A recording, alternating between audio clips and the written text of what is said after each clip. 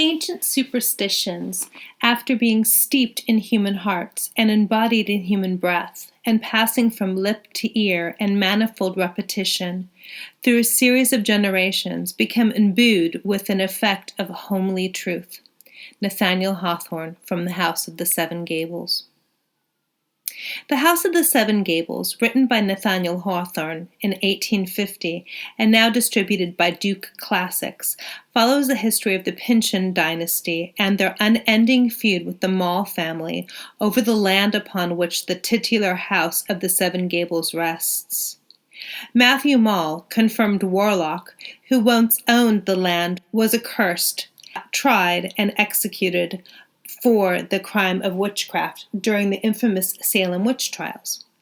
Upon his death at the gallows, Mall turned to Colonel Pyncheon, whom he regarded as his chief persecutor, and issued a curse: "God will give him blood to drink." Following this execution, the colonel takes the Mall land, highly prized for its location on a hill near a spring of water. As the foundations for the House of the Seven Gables are laid, the curse begins to take effect. The well drawing from the natural spring becomes fouled, brackish, and unpotable. The curse continues as, during the housewarming party, Colonel Pyncheon is found dead. It would appear, to quote from the novel, that the Pyncheon family inherited a great misfortune. The heir apparent to this misfortune is Hepzibah, whom we follow through to the present day of the story as she tries to survive her calamitous fate. First, the woman takes in a lodger, Holgrave, a daguerreotypist whose photographs reveal the truth of the human soul. Then, when money continues to be sorely lacking, further opens her ancient home by starting a shop within the side of the house. Dwelling too much alone, too long in her ancestral home, this elderly hermit shuns the outside world as it, in turn, has shunned her. Upon opening the latch between her home and the world of commerce, she fears that the shop will prove her ruin, without contributing significantly to her overall welfare. She ruminates, "If old Mall's ghost or a descendant of his could see me behind the counter today, he would call it the fulfillment of his worst wishes." This mood of gloom that dominates at the outset of this romance continues until Phoebe, the country cousin of Hepzibah, is introduced. The antithesis to the matron and the house that so resembles her in its dark antiquity, Phoebe enters the narrative like a ray of sunshine, a purifying force that brightens all who come near. The girl proves invaluable to her extended relation, helping her to run the shop, to tend the garden, to feed the Pyncheon prize chickens, and to assume domestic tasks such as cleaning and cooking. Describing Phoebe, Hawthorne writes, "She was very pretty, as graceful as a bird, as pleasant about the house as a gleam of sunshine falling on the floor through a shadow of twinkling leaves, or as a ray of firelight that dances on a wall as evening draws nigh.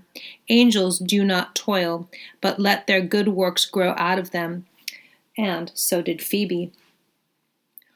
All continues happily until the guest arrives, Clifford, Hepzibah's brother. Once beautiful, this forsaken man, much like his sister, is haunted by his past and his familial legacy. The novel suggests of Clifford that he possesses the spirit of a man who cannot walk, a wasted, melancholy figure, a material ghost, and the soul of a man who must have suffered some miserable wrong from its earthly experience.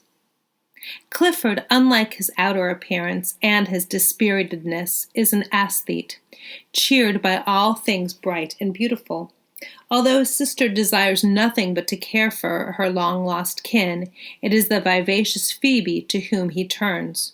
To return to the novel, the subtle essence acted on him like a charmed draught and caused the opaque substance of his animal being to grow transparent, or at least translucent, so that a spiritual gleam was transmitted through it, with a clear luster that hitherto. This charm continues to enliven and brighten the House of the Seven Gables until the familial legacy once again rears its ugly head, these events threatening ultimate and irrevocable downfall for the Pynchon clan. Will the curse undermine the family, or will the benevolent light issuing forth from Phoebe bring about a happy ending? You will have to check out this book, either as an ebook or through Click and Collect, to find out. The work itself, at the time it was written, was considered to be a romance and not a novel. The distinction between the two lies in focus. A romance attempts to connect to a bygone time with the contemporaneous culture. This genre of fiction gives voice to a legendary mist that, while still relevant, is slowly flitting away into the annals of history. Hawthorne uses this timeless genre to tell a story that is just as relevant today as it was over 100 years ago. Although fictional, this tale is imbued with a moral, that the sins of the father are bestowed upon the sons. Misdeeds that left unchecked are bound to increase in severity and wreak effect from generation to generation. Within the first few pages of this tale, this theme is borne out, as Hawthorne writes. The passing generation is the germ which may and must produce good or evil fruit in a far distant time. That, together with the seed of the merely temporary crop, which mortals term expediency, they inevitably sow the acorns of a more enduring growth, which may darkly overshadow their posterity. This theme was not only the seed by which the romance was born, but one that was dear to Hawthorne himself. Indeed, like the Pynchons, Hawthorne himself came from an illustrious family associated with witchcraft. In the case of the author, unlike the narrative protagonists, the Hawthornes were Salem witch hunters and executioners as opposed to practitioners. Nathaniel Hawthorne, the great-grandfather of Hawthorne, was magistrate in the latter half of the 17th century, famous for his particularly brutal treatment of suspected women, and one in particular. Upon her execution, the husband of the accursed prophesied that God would take revenge for the actions perpetrated against his wife. This resulted in the family's perception that they, much like the Pynchon family in the novel, were cursed, a belief as active during Hawthorne's time as it was during the time of the Salem witch trials. Hawthorne began writing The House of the Seven Gables shortly after completing his potentially more famous work, The Scarlet Letter. He writes of this later novel, "The House of the Seven Gables is, in my opinion, better than The Scarlet Letter. I feel that portions of it are as good as anything I can hope to write." This might be because it was slightly closer to the history of his family, bringing an authenticity to this work. Hawthorne admits that he spent more time refining his characters in this book, investing them with a depth that, in the words of the author, might be too much for popular appreciation. This is yet another novel that centers around a house, inasmuch as it does its characters, almost becoming a personification of them and their struggles. Like The Haunting of Hill House, which we discussed in an earlier Reading America, the inspiration of The House of the Seven Gables is troubled and differs depending upon whom one asks.